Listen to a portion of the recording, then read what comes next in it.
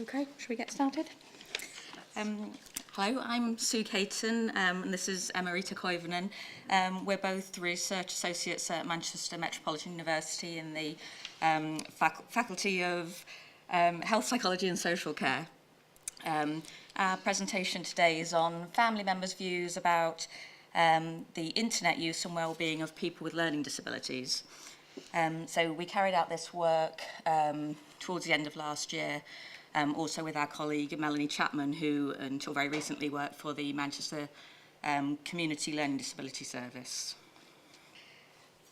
So just to start with, because so I've worked for about 15 years in research with people with learning disabilities, and Emma's interest is in ageing and technology. So this was the first project that we've worked on together. It was kind of a meeting of both of our research interests. So I know this is a different arena from what I would normally present in with learning disability researchers. So just to start with a definition of the term learning disability. So it's sometimes learning disability, it's a term it's quite contentious. People think different terms are preferable. So there's learning difficulty, developmental delay or intellectual impairment.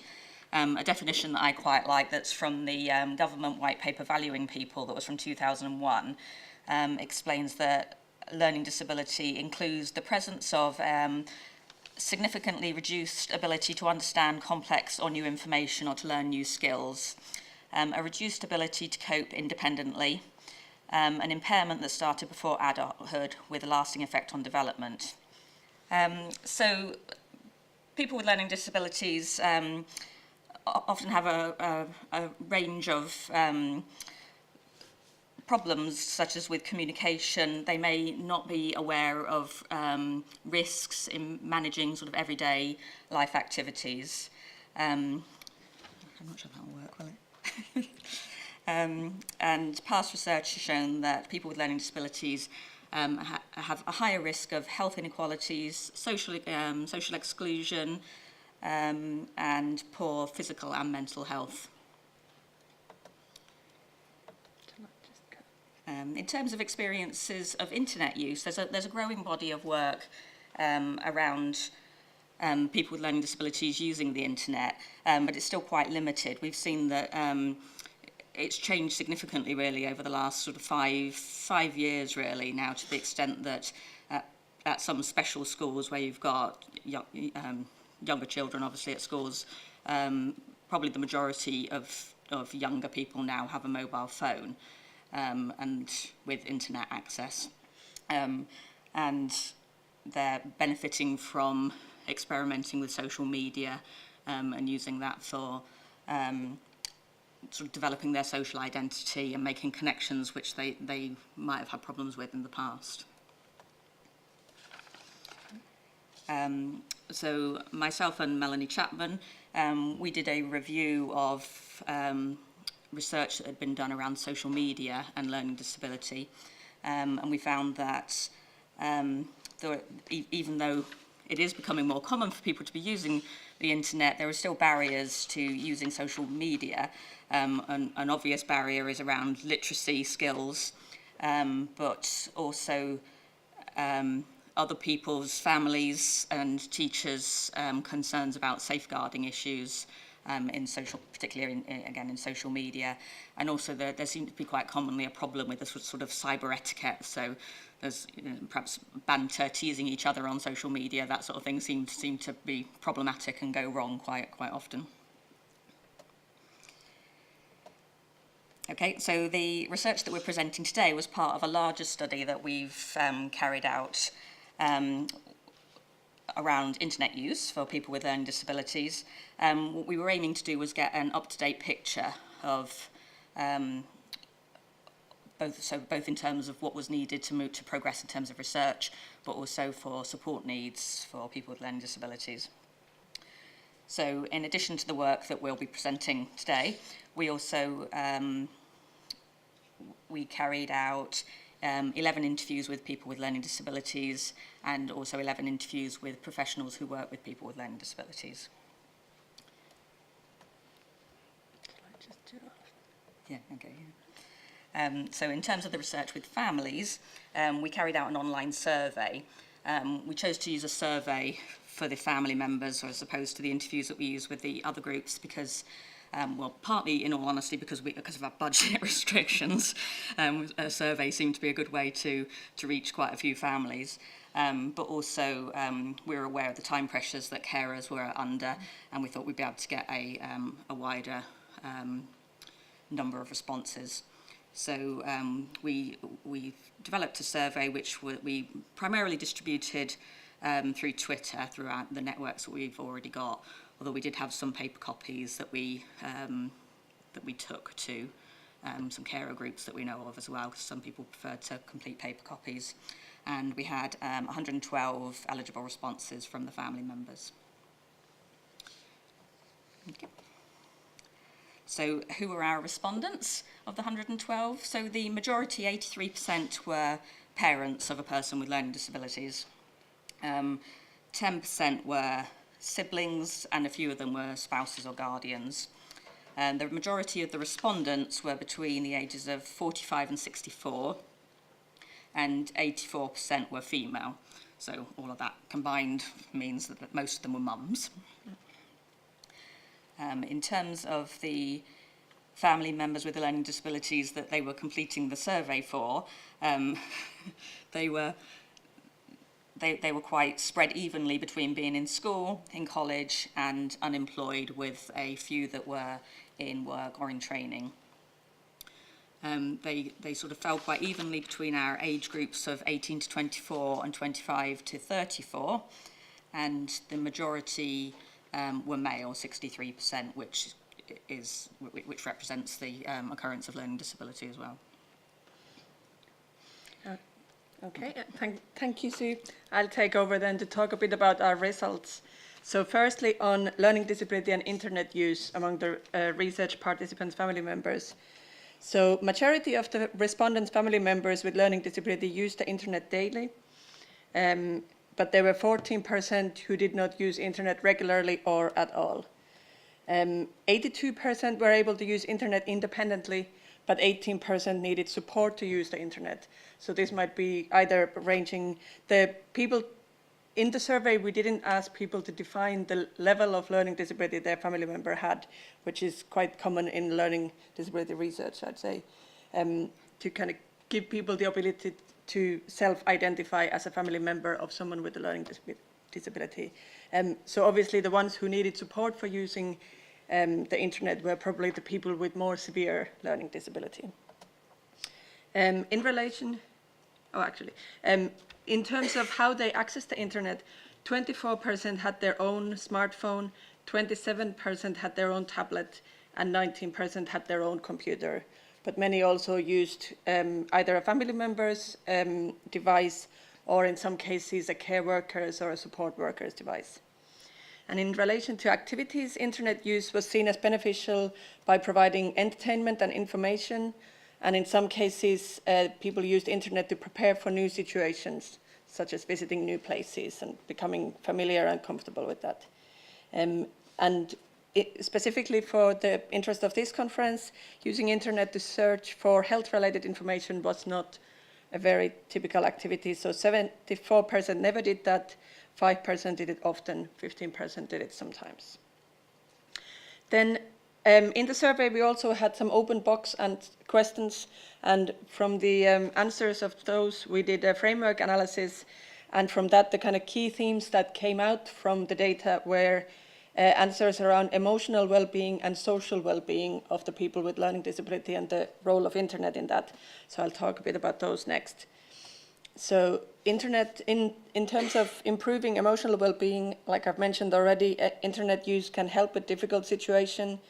So there's the quote about a family where they used the internet to Google places they were visiting to make the family member with learning disability comfortable with the place in advance and make her less fearful and anxious about visiting. Also helping to calm down. So many people commented that the continuity of repetitive videos was very calming because they were consistent, they knew what was coming up. And also many people mentioned that internet use was used regularly to avoid boredom as a time filler. But then internet use can also be a challenge for the emotional well-being of the person with learning disability.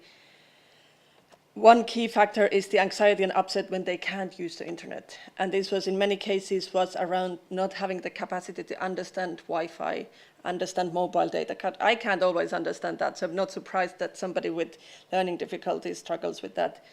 And for many people who lived in supported accommodation, those often don't have Wi-Fi access. So for them, the ability to access the internet was more limited as well. And many family members had concerns about overuse of the internet and accessing inappropriate content, either by accident or in some cases intentionally. So there's one quote saying that the family member spends more time on internet than I would like, but this is the result of her not going out and socializing on her own. So it's kind of, there were some concerns around internet could possibly lead to social isolation, but we'll talk in a few minutes more about the positive sides of that as well. And then the other issue is accessing porn and information about topics they cannot handle mentally. And often these can be YouTube searches where you're following a trail of videos, you can accidentally end up viewing something that you weren't planning to view. Then the other key theme was around social well-being. So internet use can facilitate social contact, firstly by keeping in contact with friends and family and creating a safe space for social interactions. And there were some nice quotes around how the social interaction online is in a safe space where they can't get physically hurt. So it gives opportunities for the kind of social interaction, but it's in a safe space that isn't a concern. But internet and other technologies can also give new ways to communicate and connect. So there's a quote from a family member saying that their child is an autistic 7-year-old nonverbal person, and they are learning from using apps. So there's the learning side of it, and then the other side is creating connections with peer communities that are not in the same geographical location. So a lot of these are issues that are the same for a lot of people, but these are magnified for people with disabilities, both in terms of the benefits and in terms of the challenges. And then around the social well-being and the challenges from internet use, there were a lot of mentions around bullying and being vulnerable for scams and as a target for people. But also there were discussions around online communication can be quite complicated. So like Sue already mentioned that people with learning disabilities might have challenges in social situations anyway, and then in online context you have to understand the kind of netiquette and have to understand the rules of communication. So there's two quotes of one saying that the family member gets upset when strangers in games don't play nicely, or if they say rude and hurtful things. Or then the other side of explaining about a family member who has moderate learning difficulties and mild autism, their language and thinking might be a bit juvenile, and then others might ridicule that, and it's hard then to put it into words and explain why other people would act in that way. Okay. And then just to get on to our conclusions. So for many people with learning disabilities, internet use is a significant part of their everyday lives.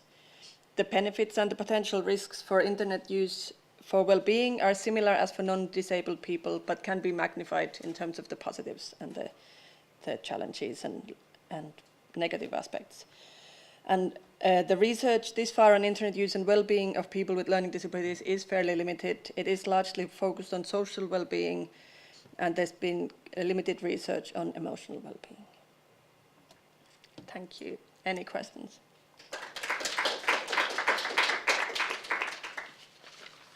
Hi, thanks, Sue. That was very interesting. Did you find any gender differences in how people were using the internet? We haven't analysed that yet. Okay. Like we said at the start, there were more men of the people with learning disabilities in the sample. But yeah, I think that's an interesting aspect to look into. Thanks, Caroline. I've gone on and I'm working on another project now, and I spent a bit of time at a school and a college for children with learning disabilities a couple of weeks ago, and from there, it was, which is not part of this project, but gaming for boys was something that everybody was talking about, that they had, in a similar way to what we're saying here. On the one hand, they were saying it was fantastic because this was providing an opportunity for them to have a much wider group of friends than they have at a special school, where you might have very small classes and they haven't necessarily got that many social contacts. So gaming was providing them with a whole world of friends, but obviously the flip side of that is gaming's providing them with a whole world of friends, that which was causing concerns. So gaming is definitely more of a boys' activity, yeah. Okay. Thank you. Okay, thank you. Okay, good afternoon, everyone. So I'm Riasat Islam. I'm a PhD student at the Open University at the School of Computing and Communications. So I'm an engineer by training, and right now I'm doing research in human-computer interaction. So I'd like to talk about a project that has been running for a few years now in the lab, and it's called, right now we're looking at rhythmic haptic cueing using wearable haptic devices for gait rehabilitation. And just to give you an introduction, I'll be showing you a video, and then we'll proceed on with the study that I've done recently.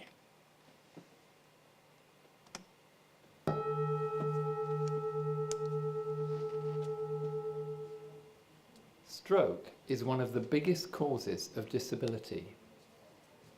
After a stroke, many survivors are left with weakness on one side of the body, causing asymmetric gait. This can lead to joint pain, loss of bone mineral density, and a twofold increase in the risk of hip fracture.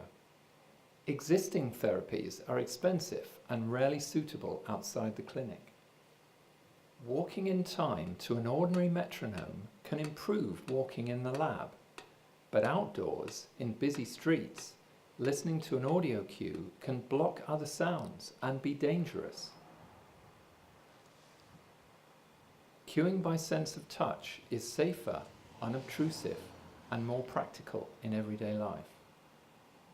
So we made the Haptic bracelets. Each contains a computer, motion sensors, Wi-Fi, and precise, powerful vibrotactiles. Worn on both ankles, they can cue metronomically by touch.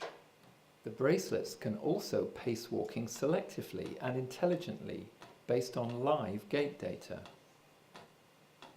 In 2 pilot studies, we applied tactile metronomic cues to both ankles to evaluate the bracelets and gather views of health professionals and stroke survivors. The results were promising. Analysis of motion capture data demonstrated improved range of movement and better knee flexion. A new generation of smaller bracelets offer more convenience for everyday life. The bracelets work in 3 ways: by exploiting biological entrainment, directing attention, and focusing proprioception. By providing inexpensive rehabilitation in everyday settings, the bracelets have the potential to improve independence and quality of life.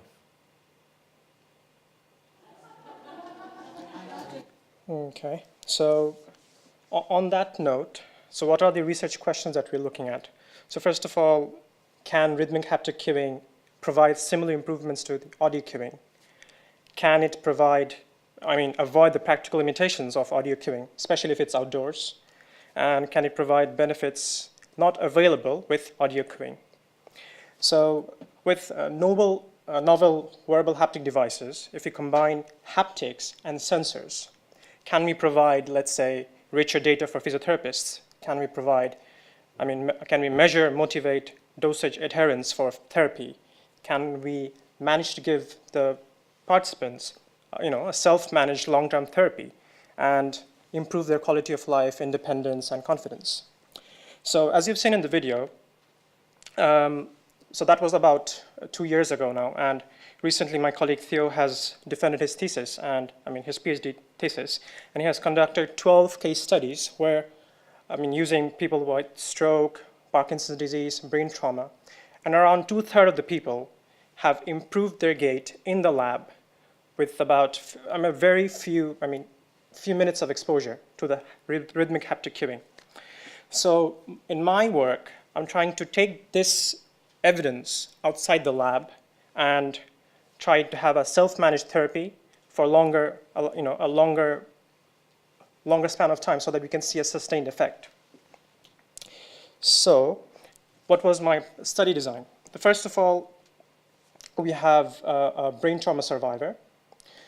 On the first day, would ask him to come to the lab, and we do the baseline measurements and to see his current gait pattern, and then would give them a wearable haptic device that he would use it for about 2 weeks, and for about 10 minutes each day, and afterwards he'll come back and see is there any changes in his gait pattern. And over the 2-week period, we'll give him an activity tracker just to make, it has nothing fancy, just to make sure that he is adhering to the dosage or, experiment. And of course, this study is evaluated by physiotherapists. So the physiotherapist will look at the video and say if there's any changes in the gait. Okay. So as you can see, this is the video, and I'll show you pre and post, and then you can by yourself judge if there's any improvements. So as you can see, the arm is moving a lot, and he's swaying from side to side a bit. So balance is an issue, symmetry is an issue. And now you can see that he's walking more straighter, steps are symmetrical, and probably speed has also improved. This is after 2 weeks of the therapy. And the results we get is, from the measurements, is that we have improved walking speed, and we have improved cadence, steps per minute. We also have improved stride length, which is about 5 centimeters, but still an increase. And then we have improvement in symmetry. So as you could have actually seen, the steps were quite symmetrical when the person was walking. And over the 2-week period, this is the dosage adherence, you can say. So we suggested 10 minutes of walking, but our participant sometimes did around 20 minutes, sometimes in 45 minutes, and then sometimes 3 minutes. And he was saying that it was too cold outside. So, it shows that there is a sense of motivation overall and adherence as well. And what did the physiotherapist say? So the physiotherapist, first of all, they could see some improvements, definitely. There are some existing impairments that were unchanged. Okay, and most importantly, we did not give in any new impairments. So that was something important as well. And of course, the physiotherapist also said increase in velocity, which we already observed, increase in number of steps, time spent in left and right stance more equal, which means more symmetrical, step length equality, which also hints a bit of symmetry, spatial symmetry in that sense, and then reduction in trunk anterior posterior amplitude of movement, which means that left side arm he was moving, the torso, and so that is something to do with stability. If we are moving it a bit less, which means we are more stable. And then narrower base of support means that the person is more stable as well. So with our measurements in the lab, we couldn't measure these stability issues, but of course the symmetrical issues we could measure, and this is something we will hopefully improve on the next studies that we can come up with. Another important thing that I would like to mention is that the participant himself perceived that it was improving his walking. So that is something very important. And the physiotherapist did actually acknowledge that part, that this is something on their day-to-day work. They really acknowledge if if a patient thinks that it's improving them, which means it's an improve of confidence, which in turn improves quality of life and independence. Okay, so just to conclude, of course, existing therapies using audio metronome is valuable, but audio cueing is problematic outside the lab. And haptic cueing offers similar benefits to auditory cueing, and it appears less obtrusive and safer outside the lab.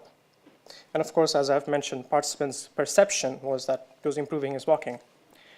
And our initial pilot is promising results we can see, and hopefully this will inform future designs, and we can deploy it with people with stroke, Parkinson's, brain trauma, and probably other neurological conditions.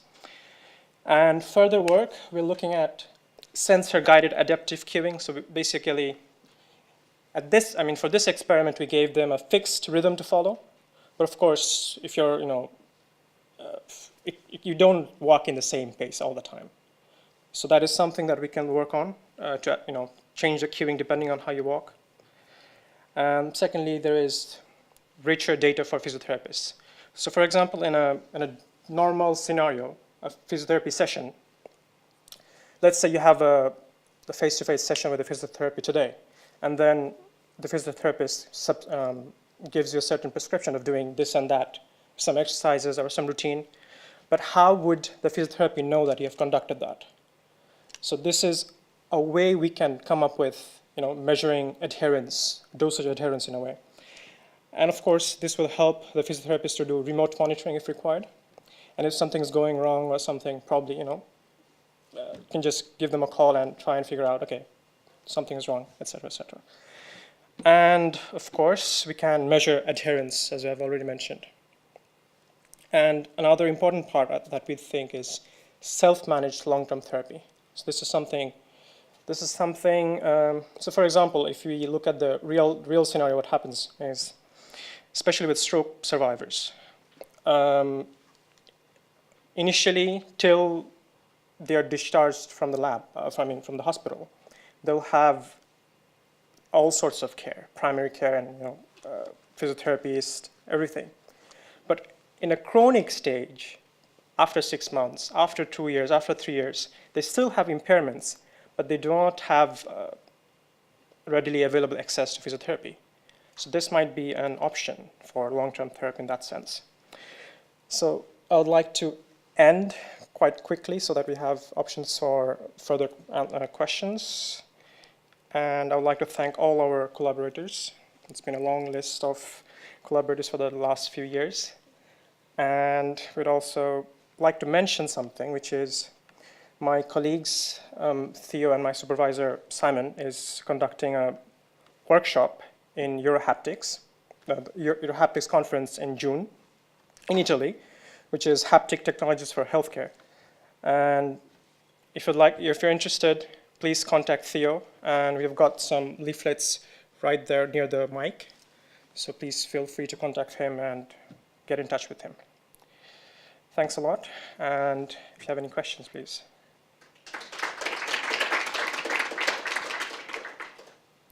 Thanks, that was really interesting. I'm just sat here wondering whether, with the initial gait analysis, have you played around with sensor placement, or is there potential to have more the haptic bracelets in different places? Or so if you identify there's a specific issue with the gait, so for example, right knee flexion needs to increase, could you place one higher up the leg to initiate that pattern? Exactly. So that's one of the advantages of haptic cueing. We can place wherever we feel like. Till now, we have done Theo has done it on the calf. On my pilot, I did on the wrist. So at times, it's important to have it depending on the, preference of the participant, where they prefer it. And the other part is sometimes, stroke survivors don't have similar sensitivity everywhere. So that's another issue as well. And then another issue would be, which place would be unobtrusive for them or accessible in a way so that they can turn it on and off. So these are a variety of issues that we're, over the next few years, I will probably explore during my PhD. Would it get too complicated if you had more than one sensor, or 2 or 3? Is that getting too complicated for the participant? Or? If you're talking about sensors, Sorry, I mean the haptic. Haptic, right. So it's individual for a certain person. So for example, we have done some testing over the last few months, and some people prefer it on the wrist, just because it's accessible, like a watch. Some people prefer it on their legs, just because they feel they can focus proprioception, basically. So it depends. So in a way, we can't really control for the effect, but I think from an HCA perspective, we cater towards the personal choices. Thank you. Welcome. Okay, so having been at other digital health conferences recently, it's a similar question to Ben's in a way. I was quite struck by work that Nadia Bertuz is doing at UCL, where one of the bits of work is people who are in a funny posture because of pain. And what she's doing, in effect, is using sound as a kind of proprioception prosthetic, sort of using sound to make them aware of how they're moving, so that they can do something about that. And so I was wondering, so you were saying how all kinds of aspects of the gait have improved in the experiment that you did, but some aspects of gait hadn't changed, such as hip circumduction and so forth. And so it's a similar question to Ben, but I'm wondering whether focusing on this aspect of prosthetics for proprioception and attention, rather than just the biological entrainment thing, whether that possibly could be used to, might it be interesting to explore correcting secondary effects of gait using that approach, perhaps, I wondered. So just to say that I'm one of Nadia's students, and she demonstrated, during our class, she demonstrated that chronic pain sonification experiment. And so it's a bit tricky here. But for example, if we just consider the participant that we have, of course there is circumduction there. And how we can actually do it, fix it, that's a very, very tricky, and we can only try and see how it works. But I think ideally physiotherapists do it by training them using their own hands, and with repetition then try and make it straight and proper. And I'm not sure how we can fix that, but I'm sure how we can measure that. Nice. Thank you. Okay, and thanks a lot. Hello everyone, my name is Yvette Vermeer. I'm at UCL and also at INDUCT. That's a European network that researches how current technology supports people living with dementia. And today I'm going to tell you from a sociological point of view, online shopping for surveillance technologies, products that claim to support dementia care. First of all, what is surveillance technology? I will give a brief description, introduce my research further, and the methods I've chosen to use in relation to the results, and that is a marketing categorization matrix. So first of all, what is surveillance technology? It's a bit unclear what the terminology is, because sometimes they are seen as assistive technology. So we had to make our own. For this study, we chose, it can be like a range of electronic technological devices that track a person with dementia for 24 hours by a carer.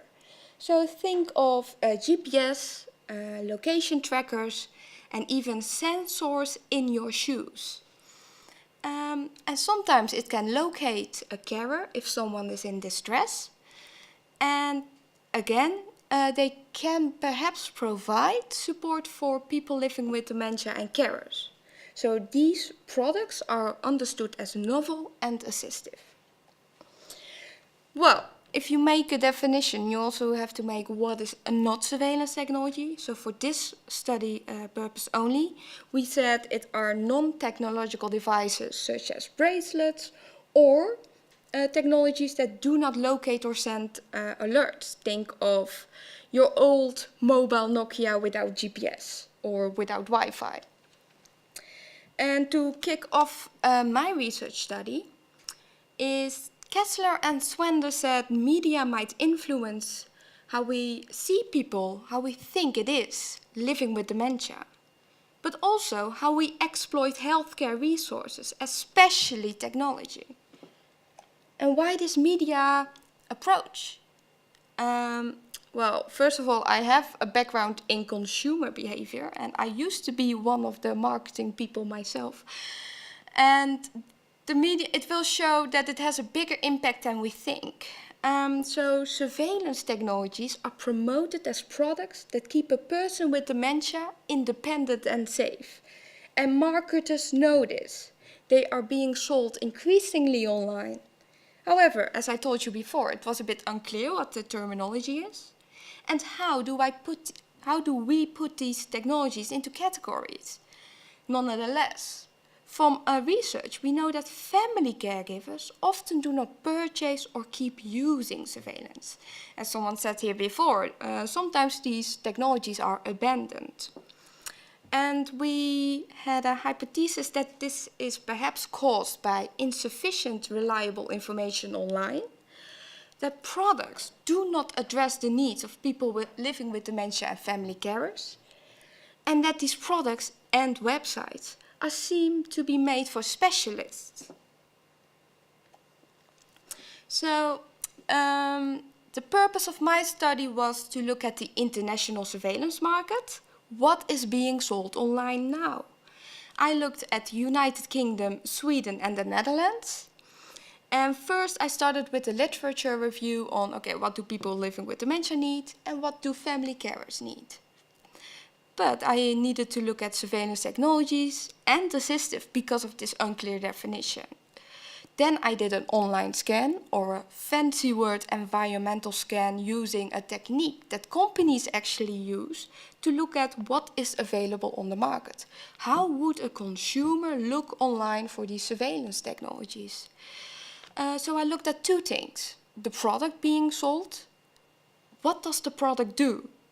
In which country are they available? Who can use it? What's the price? And two, who's the provider? Who is behind this website trying to sell this product, from which country? But also, what does the website portray in visuals and give as description about what the product does? And what is the market share and growth of that company? So our hypothesis was based on Won et al., who research how GPS is being used by family carers, and they found that family carers become really frustrated going online, like, okay, where do I start? Websites do not give me reliable or enough information on what these products do, and these websites, they look like they're made for technological specialists.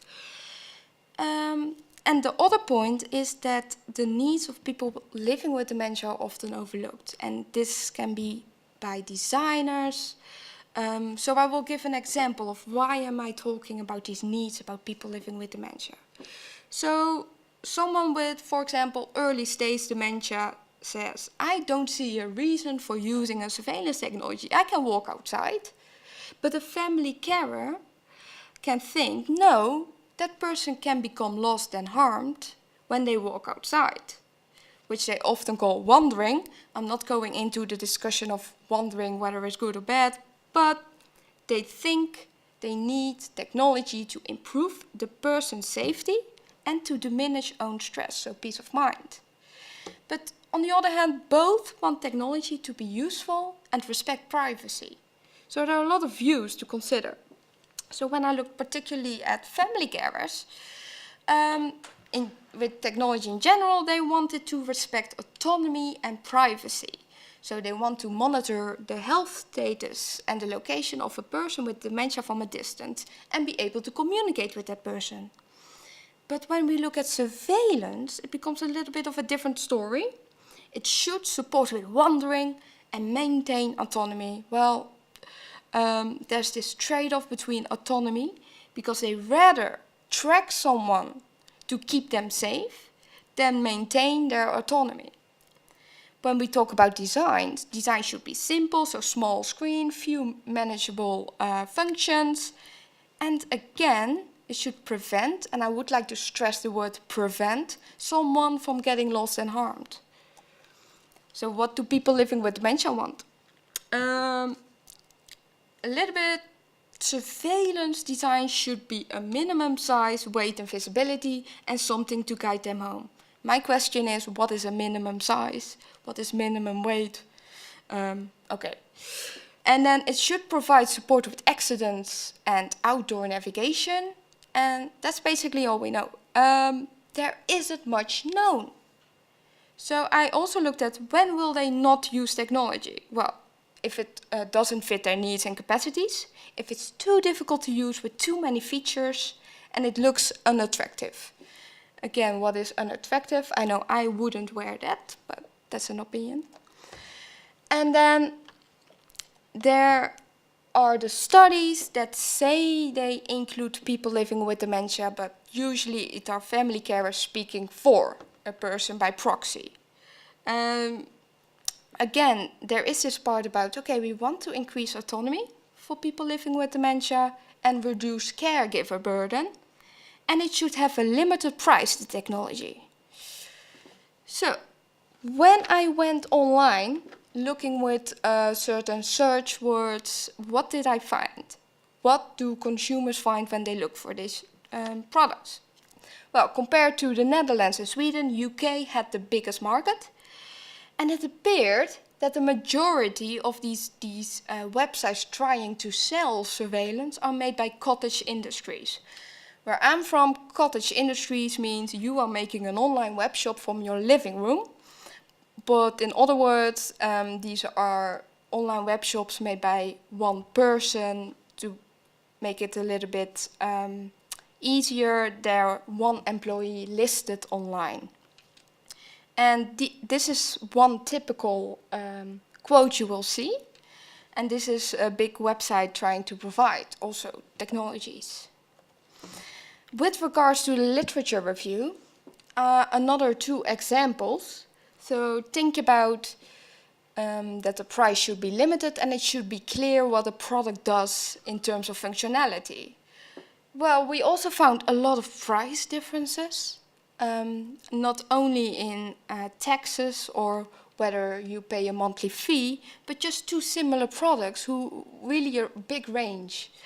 And then they use these keywords, safety, independence, and you're like, but what does the product do? And in all these 3 countries, there is this universal language being used. Safety and independence, that's what you get when you buy our product. And the hypothesis is somewhat right. Half of it were either very technical websites, and the other ones were like amateur web shops. I will show in the following slide. When you look closely at the products and you do some detective work, you'll find out that most of these products being sold are the simple location trackers that you have to open your laptop, you have to open your mobile to see where that person is wearing that tracker. Or it are the alarm buttons, like the lifeline, when you're already fallen or hurt and press. So not preventive at all. I also had another presentation about what the websites portray. Unfortunately, I don't have enough time for that. But usually, surveillance technology is sold to track people living with dementia, prisoners, cats, dogs, and your possessions.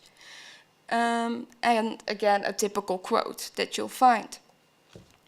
And these are the web shops selling them. So, about the marketing part, I also looked at market growth and market share. and I based it upon the Boston consultancy matrix. I will just go through with this category by category. What did I find online? The biggest group of products being sold is number one. I like to call them the alarm trackers. So these SOS buttons and passive trackers.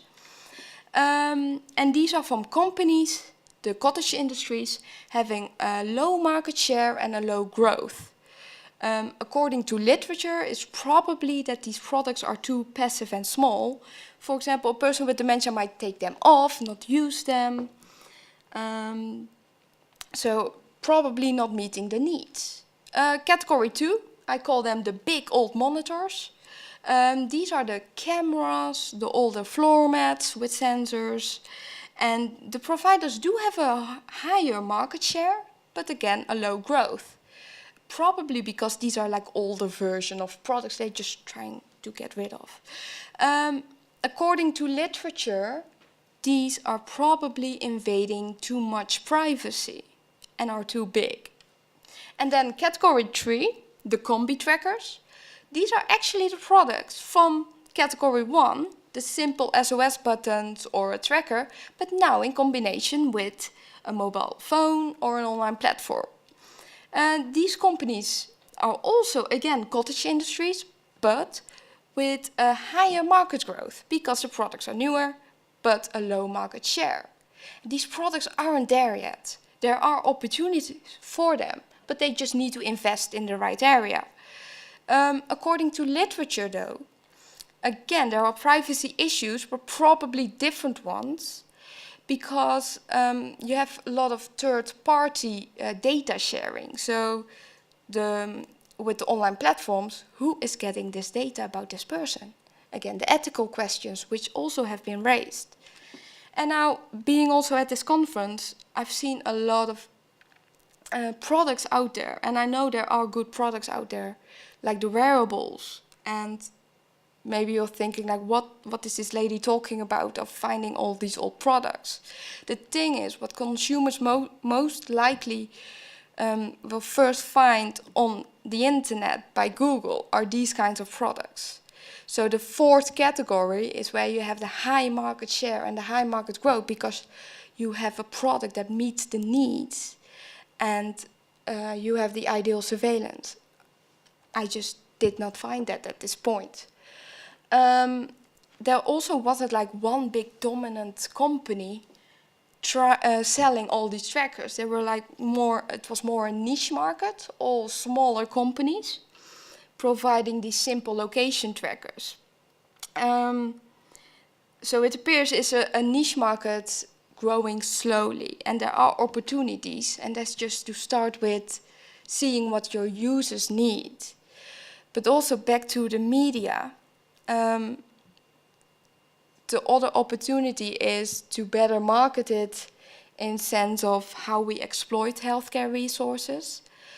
If you are following, back to the other categories, these online web shops, they are actually a bit of ruining the market with their media messages. Track your person with dementia and a cat and a dog and prisoners. There's a lot of stigma out there. They are increasing the stigma, and yeah, at this point, people looking online for it are just frustrated by it, like I was as well. So there are a lot of opportunities in this market, but the companies are just not grabbing them. So thank you very much. Any questions?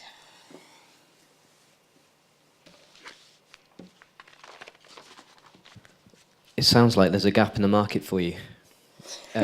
So what's your ideal product? Yeah, good question. Like I said, with the literature review, what is a minimum size? There's this balance, and it's a very individual thing. Luckily, a lot of co-design is already happening, and there will never ever be a perfect product. They are trying to do universal designs, and we know that people are just doing a lot of bricolage, like for example buying a product and then doing their own thing to it so that it fits their need. It's just now more the marketing of it. there are a lot of opportunities there. I cannot say now this will be the perfect product, but I can say that when they do their marketing techniques, there's a lot of opportunities there, yeah. So potentially a custom fit company or design. They're trying, but the market is growing so so quickly sometimes with consumers and technology nowadays. It's so difficult to keep up. But they're trying, definitely, yeah. And my final question, where does your research go from here?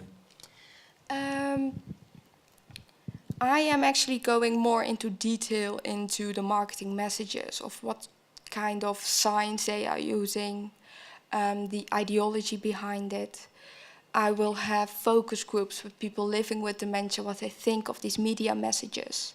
I already had a couple of PPI sessions, involved them as research advisors. Funny thing is, it's the family carers who are against the stigma and the ethical issues, and the people I've spoken with, they're like, no, I want to use surveillance, it does empower me. My question is, what empowers you? That's my research. Thank you. Hi Yvette, thanks for that, and thanks for mentioning bricolage at the end. That's a bit of a pet project of mine. Yeah, what I wanted to ask was, have you looked at how these kind of media messages, marketing messages are positioned in relation to formal services as well? So healthcare, social care, the police.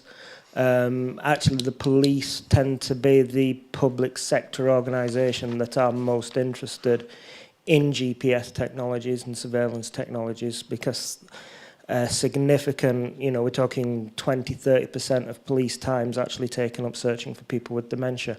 So I don't know, have you looked at how the media messages around these technologies are situated in relation to those kind of services as well?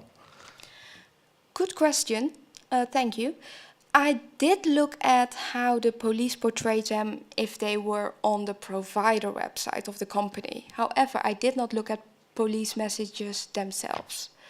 I am trying to focus on first what consumers will find in the first place, and those are these simple websites. However, it's a good point you are making, and I made a note of it. Thank you. Sorry, I've just thought of one more point. Do you think surveillance is the right term in this situation? A very good point. Thank you so much for asking. In my PPI meetings, there's such a negative association with it. They're like, no, prisoners, no. And keeping the control. And I'm actually working on a paper right now. What is surveillance technology? Because there just seems to be two different things. Assistive, that helps. Or surveillance, the evil tracker. And like I said, the terminology is so fuzzy around it. And we're having so much things overlooked because we're not having a clear definition. So I'm working on it. Please be patient. I mean, even the term tracking conjures up, you know, why are you following me? Why are you watching me? Yeah. So it's a difficult one.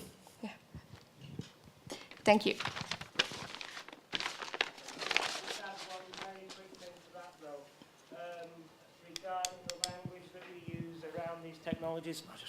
Regarding the language we use around these technologies, to be honest, we've been using the same language for about 10 years now, plus, you know, before iPhones, etc., came out, and we do seem to be going around in circles around all this, and it's not really getting us anywhere, to be brutally honest.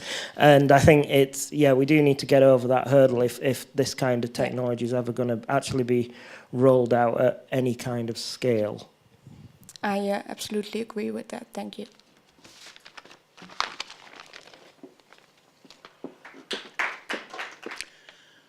Okay, thank you everyone for staying till the end. I'm Adrian Poulton. I'm at the Open University School of Communications. I'm going to report on work that's been done for over the course of several years now, and it covers a few projects. I sort of actually started getting involved with this about 15 years ago. And I'm coming from it as an electronic engineer, but I'll try and answer your questions about health as well as I can. This is the work of lots of people. Some of the names there down the left, and some of the funders and people that have helped, organisations helped in various ways on the right there. So lots of people involved in these projects. Okay, so what sort of people are we talking about in this study? Spinal cord injury affects something like 40,000 people in the UK, and there's about 1,000 new cases every year, usually through accident, road traffic accidents, industrial accidents and all the rest of it, but also it can happen because of disease. And that's a picture of the spinal cord there, and the severity of the injury is dependent on how high up the injury occurs, really. The spinal cord injury is complete cutting or partial cutting of the spinal cord due to the injury. If it's only partial, then there's some sensation, function below the level of the injury. But if it's complete, then it cuts out all the functions below that level. So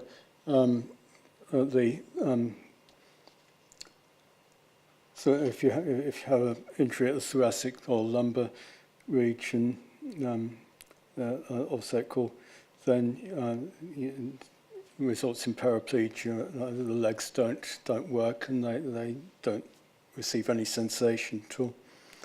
And also at the low levels, it also affects the bladder, bowel, and sexual functions. Going higher up in the chest, it starts to affect the abdominal muscles. And you can also get effects like dangerously high or dangerously low blood pressure and that sort of thing. And then if you break your neck, then if you even survive, then you can have difficulty breathing or require artificial ventilation for the rest of your life. And also results in tetraplegia, or the arms stop working as well. So you've got all these problems.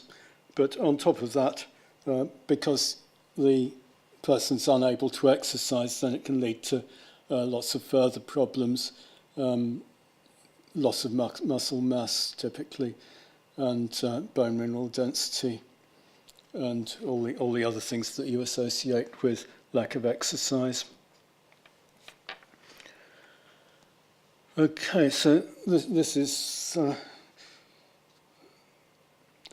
The good news, though, is that in most cases, or majority of the cases, I think the muscles and the peripheral nerves that innervate them are actually intact.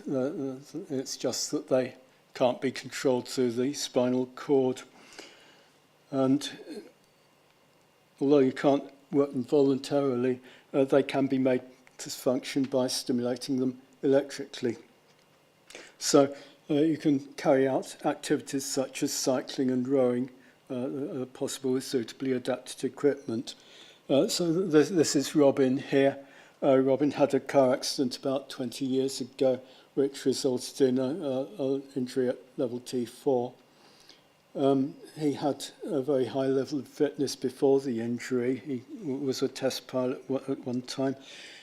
After his injury, he tried swimming to keep fit, but although it provided arm exercise for him, he found it didn't provide sufficient workout to increase his heart rate very much. He wasn't breaking into a sweat, and he really wanted something that gave him more exercise to get his heart rate up, increase his cardiovascular fitness. So rowing is good because it exercises the whole body. And Robin found out about FES rowing from Professor Brian Andrews, who had already done work on this in Canada on FES rowing. And Robin quickly developed as an FES rower, and he trained several more rowers. And subsequently he studied with Brian Andrews and gained a PhD on the physiological benefits of FES rowing. Okay, so next slide. The adaptations you have to make to the rowing machine then. Obviously it needs a seat to hold the trunk in position because he's got very little trunk control. There's a leg support. You see that goes between the knees, holds the knees together, and so they move backwards and forwards in a straight line and don't just flop outwards. And we found also the height of the back needed adjusting so that it tipped forward a bit, because he found it was a lot easier to push back than to come back forwards again. So you need that adaptations.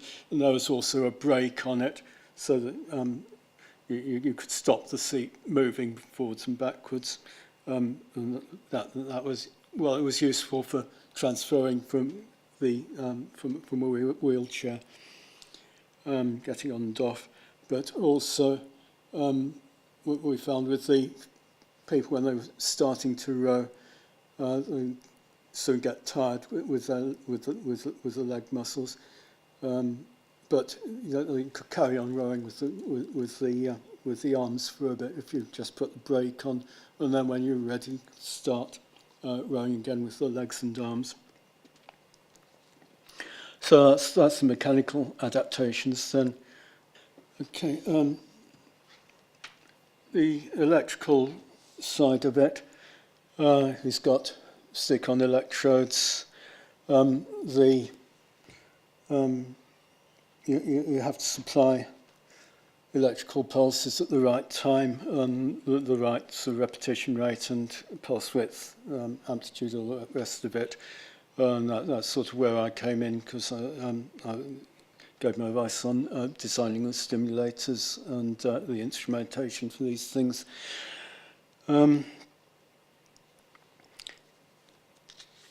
Okay, Robin, of course, feels nothing because he's got no sensation in his affected limbs. If you or me were connected to it, we'd feel a bit of a tingle, but nothing dangerous. Okay, he controls the rowing cycle. He's got a button on the handle. When he wants to push back, just presses the button, goes back, releases it, and comes back forward again. Notice that this is Robin. His leg has, well, it looks like a completely normal leg. It's got completely normal musculature. He hasn't lost any muscle mass as a result of his injury. Whereas a lot of people with SCI, you see their muscles are wasted quite drastically. Okay, so that's that. But not only can you exercise on your own with this system, but you can also take part in competitions. And for a few years we took part in the British Indoor Rowing Championships, which are held in the National Indoor Arena in Birmingham. And the person that you can see hanging the medals on the rowers is you might remember seeing him already at this conference. It's the Olympic rower James Cracknell. But we found that the rowers picked up the technique very quickly in a few sessions. And we wanted to study their performance in greater detail, so we instrumented a machine with sensors for the position and velocity of the handle, which is the graph at the top, and the seat position at the bottom. And you can see that this sort of follows them over several cycles of rowing. And you can see once they get into their stride, they're very repeatable pattern. And we found that the switching points where they actually press the button to go backwards and forwards, that had a sort of standard deviation of only 30 milliseconds, which suggests that that they'd actually internalized it, and they were doing it sort of fairly automatically at a subcortical level. Okay, so that was the indoor rowing, and the next step was to actually try to get some of these guys to actually go out on the water in a boat. And we did this with the help of the London Regatta Centre, which now calls itself the Royal Docks Adventure. So first of all, we had a rig that participants could practice on in a tank. And then eventually they went out on the river in a boat with the adaptations for rowing, and it was a two-man boat, and they had a guy in the back, just for safety, in case anything happened while they were out. Okay, that's the FAS rowing then. I'll go on now to another project, which is team-based in Reading, and this is looking at FES specifically for the purpose of improving bone health. Having seen that it could improve muscle mass, and there's evidence of improving cardiac function as well, that is all in Robin's thesis. But bone health, these SEI people tend to lose bone mineral density because they're not loading their bones at all. And we know that normal bone growth depends on loading with type of forces associated with daily activities such as standing and walking. So in this investigation, we were trying to use FES to facilitate standing in a safe environment. So there's Robin again, who's got a hoist and a harness to help him get up and support him if he starts to fall down, and handrails to hold on to. And it was quite amazing. The first time I saw Robin actually stand up under his own steam, because I'd only ever seen him in a wheelchair before. So that was quite amazing. The frame there is fully instrumented with a foot plate to measure forces in 3 dimensions, and there's in the handrails there's also sensors to measure moments and forces in 3 dimensions. So that's that. It's also equipped with motion analysis cameras, and this shows the sort of exercise that we're trying to do. So leaning over to one side to put more weight on one foot or the other, leaning forward and standing on tippy toes there.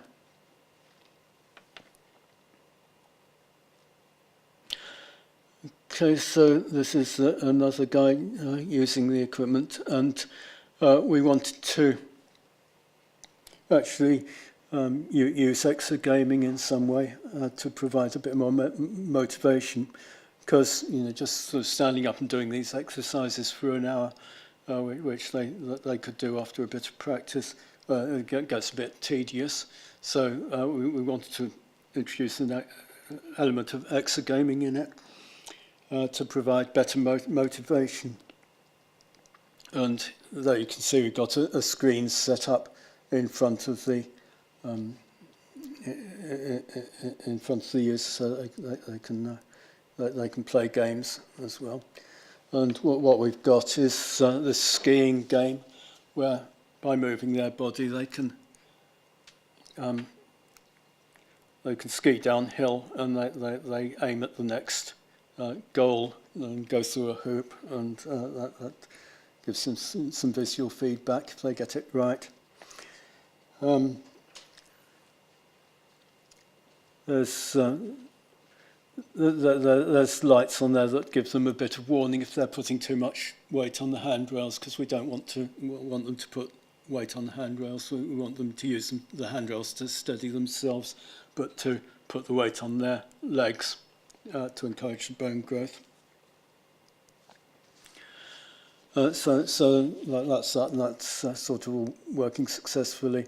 We in this study we haven't tried measuring bone density as such yet. That would be the next study to do the trials on that.